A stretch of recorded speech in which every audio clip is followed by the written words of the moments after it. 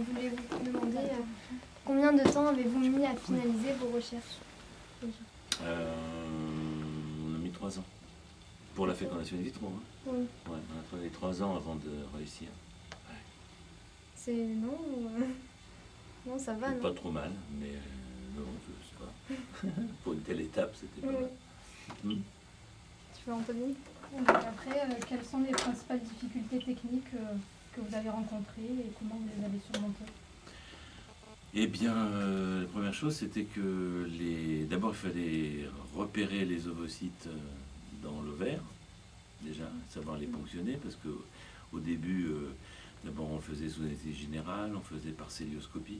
Vous savez ce que c'est une célioscopie? Un petit trou dans le nombril, on va regarder les follicules, donc c'était assez lourd, il fallait endormir les femmes, et on le faisait en plus en cycle naturel, spontané, c'est-à-dire pour un seul follicule. Et puis donc les choses sont développées, on a donné des médicaments pour avoir plusieurs follicules, on avait plus de chances de l'avoir à l'intérieur.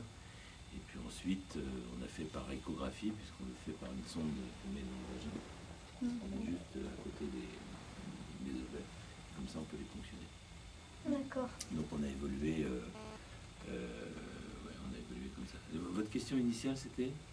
Quelles sont les principales difficultés techniques? Oui, alors c'était déjà de recueillir l'ovocyte. La deuxième difficulté, c'était que la fécondation, c'était d'être sûr que l'embryon ne se bloquait pas. Pendant tout un temps, on a eu des blocages, c'est-à-dire que l'embryon se développait jusqu'au 2e jour, puis après il s'arrêtait. Donc ça, c'était le milieu de culture qui n'existait pas, donc il a fallu améliorer le milieu de culture pour passer cette étape. Et c'est pas fini, puisque 30 ans après, on cherche toujours à avoir améliorer les choses, meilleur développement et mieux comprendre pourquoi ça se développe. D'accord. Ensuite, maintenant, c'est surtout sur l'éthique, les questions. Pourriez-vous nous rappeler le contexte législatif à l'époque de la naissance du premier bébé éprouvé? Mais il n'y avait pas. Ah, il n'y avait pas. Toutes ces questions. Donc, il n'y a eu aucune pression Non, si, il y avait aucune pression quand on a travaillé, parce qu'à l'époque, on pouvait travailler sans demander 40 autorisations, ce qui est différent aujourd'hui. Ah oui. On ne peut pas commencer sans avoir les autorisations, ce qui fait qu'on commence peu de choses. Par contre, donc on a pu faire, effectivement. Mais on n'avait pas de blocage pour faire, si ce n'est que c'était pas très apprécié par certains scientifiques qui pensaient qu'il fallait qu'on travaille plus chez l'animal avant de passer à l'homme, d'accord? Mais c'était pas une coercition, c'était une espèce d'ambiance comme ça. Puis une fois que ça a marché, là par contre il y a eu les oppositions de gens qui pensaient qu'il fallait pas séparer la contraception, enfin la conception de la sexualité et voilà, il fallait pas faire une fécondation sans relation sexuelle. Et l'inverse. Et vous est déjà arrivé de refuser une PMA et dans quelles circonstances? Oui, beaucoup. Refuser, c'est-à-dire que j'explique pourquoi il n'est pas bon de le faire. J'essaie de convaincre, hein. Je ne refuse pas comme quelqu'un qui fait comme les empereurs, comme ça, mais j'essaie effectivement parce que j'estime qu'il n'y a pas de chance, ou bien parce qu'une grossesse représente un risque pour cette telle ou telle femme, ou parce qu'elle s'est épuisée à essayer, elle a fait, je ne sais pas moi, tant de tentatives et qu'elle a très peu de chances de réussite. Donc c'est quelque chose, oui, bien sûr. Mais c'est un conseil, c'est convaincre la conviction. Après, elle fait ce qu'elle veut. Elle fait ce qu'elle veut, la personne. Mais non, elle ne fait pas ce qu'elle veut parce que, en tous les cas, pas avec moi, pas avec nous, puisque si on est convaincu qu'il ne faut pas le faire, on ne le fait pas. Maintenant, elle peut toujours, effectivement, comme vous dites, aller voir ailleurs, et il y a un problème de marché qui peut jouer, mais voilà, à nous de proposer aussi quelque chose qui a des chances de réussite. Quelles limites vous imposez-vous? Jusqu'où iriez-vous dans le choix du génotype des embryons? Mais il faut rester dans le cadre de la pathologie, ce qui on fait de la médecine, donc on n'est pas là pour choisir telle ou telle jeune fille ou tel jeune homme. On est là pour éviter qu'un enfant souffre d'une maladie. Donc ma règle, c'est de rester dans le cadre de la médecine et des causes médicales qui amènent à ça. Pas des dérives. Ce que l'on peut appeler des dérives, c'est justement ce qui n'est pas du domaine médical. Alors il y a des zones frontières parce que c'est toujours difficile. Il y a des choses qui, par exemple, on va dire, ce qu'il faut faire une fécondation in vitro, si on a un risque de cancer, vous savez qu'actuellement on aborde ça, parce qu'on pourrait choisir les embryons qui n'ont pas de risque de cancer. Et donc c'est de la pathologie, mais c'est pas tout, c'est pas non plus, c'est dans 30 ans, on peut peut-être trouver autre chose pour le traiter, ou plutôt un autre cas plus, vous allez mieux comprendre.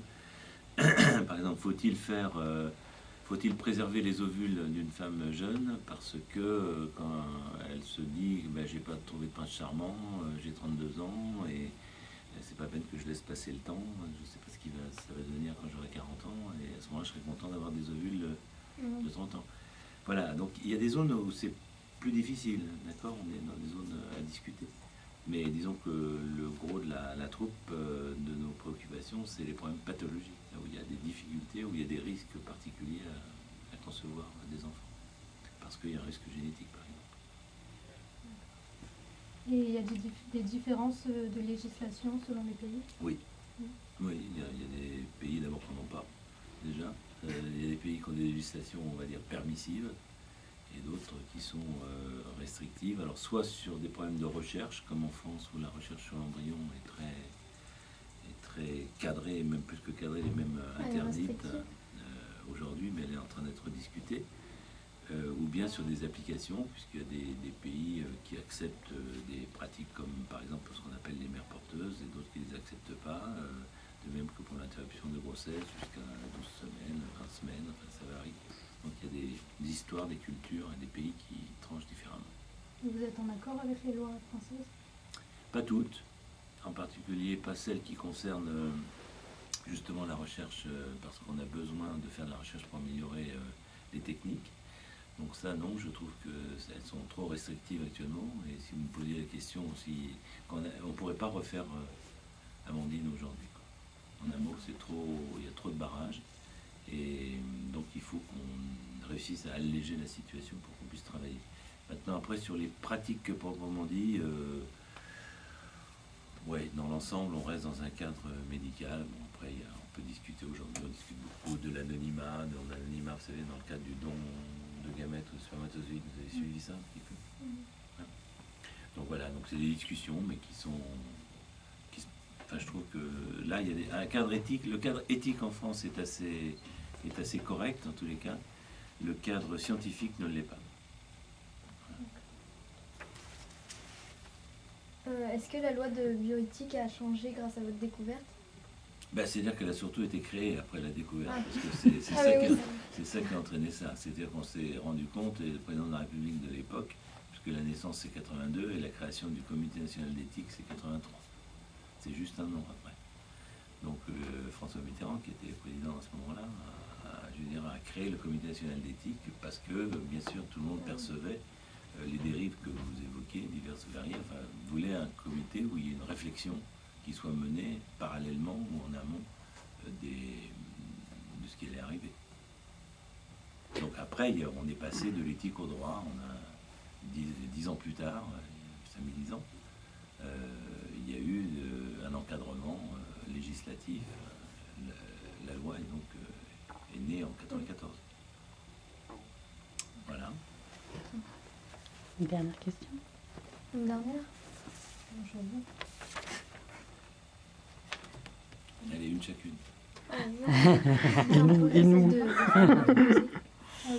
Que pensez-vous de la possibilité actuelle pour des femmes ménopausées d'avoir des enfants? Où situez-vous la frontière entre l'exercice de la médecine et l'exploit médical?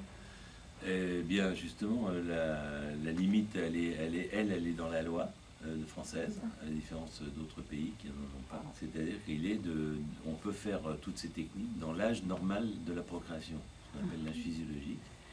C'est-à-dire que, qu'est-ce que ça veut dire? On ne dit pas 47 ans et 3 mois, bien sûr, mais on dit c'est l'âge physiologique. Ben, effectivement, c'est autour de 47, 48 ans, en fonction de l'état physique.